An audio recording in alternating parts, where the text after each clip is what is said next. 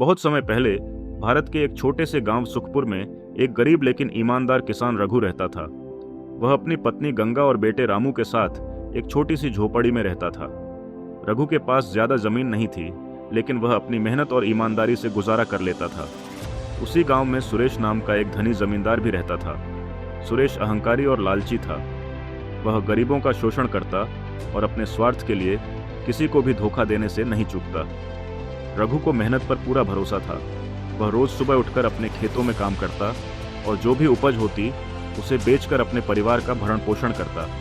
हालांकि उसकी फसल कभी ज्यादा अच्छी नहीं होती थी, फिर भी वह ईमानदारी से जीवन जीता था। एक दिन रघु खेत में हल चला रहा था कि अचानक उसे जमीन में कुछ कठोर महसूस हुआ। जब उसने जमीन खोदी तो एक भारी लोहे का संदूक निकला। जब उसने उसे खोला तो उसकी आंखें हैरान रह गईं। संदूक सोने चांदी के सिक्कों और जवाहरातों से भरा हुआ था।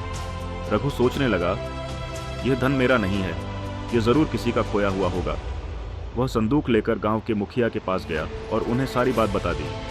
गांव के लोग उसकी ईमानदारी से बहुत प्रभावित हुए। मुखिया ने कहा, रघु, यह तुम्हारी ईमानदारी का फल है, यह धन अब तुम्हारा है। लेकिन रघु ने इनकार कर दिया और कहा, मैं अपनी मेहनत से कमाना चाहता हूँ, न कि किसी और के धन से अमीर बनना चाहता हूँ। उधर सुरेश ने जब इस घटना के बारे में सुना तो वह जल भुन गया।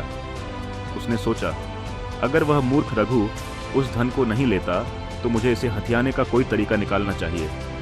सुरेश ने गांव के मुखिया से मिलकर झूठ बोला, यह खजाना मेरे पूर्वजों का है, इसे मेरे दादा ने यहाँ गाड़ा था।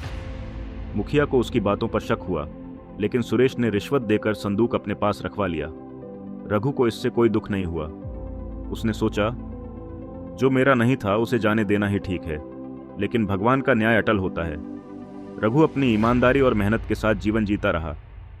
धीरे धीरे उसकी मेहनत रंग लाने लगी। अगले साल उसकी फसल बहुत अच्छी हुई और गांव के व्यापारी उसकी फसल अच्छे दामों में खरीदने लगे।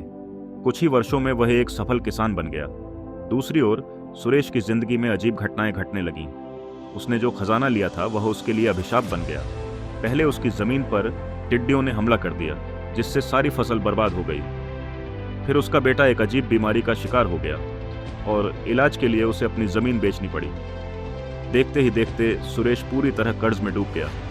अब वह वही व्यक्ति था जो कभी गरीबों का शोषण करता था, लेकिन अब खुद गांव के लोगों से मदद मांग रहा था। एक दिन सुरेश रघु के पास आया और हाथ जोड़कर बोला, भाई, मैंने तुमसे अन्याय किया था। मैंने लालच में आकर तुम्हारा धन हड़प लिया, लेकिन वह मेरे किसी काम का नहीं रहा। अब मैं बर्बाद हो चुका हूँ। रघु ने मुस्कुराकर कहा, भाई, जो धन किसी का नहीं होता वह किसी का भला नहीं करता। अगर तुमने मेहनत की होती तो तुम्हारी जिंदगी ऐसी ना होती। रघु ने सुरेश को मदद दी और उसे एक ईमानदार जीवन जीने की सीख दी। सुरेश ने अपनी गलतियों से सीख ली और नया जीवन शुरू किया। शिक्षा इस कहानी से हमें यह सीखने को मिलता है कि हमेशा ईमानदारी और मेहनत का रास्ता अपनाना चाहिए। अगर हम किसी का हक मारेंगे या गलत रास्ते से धन कमाएंगे तो वह हमारे किसी काम नहीं आएगा। कर्मों का फल हमेशा इंसान को मिलता है, चाहे देर से ही क्यों न मिले।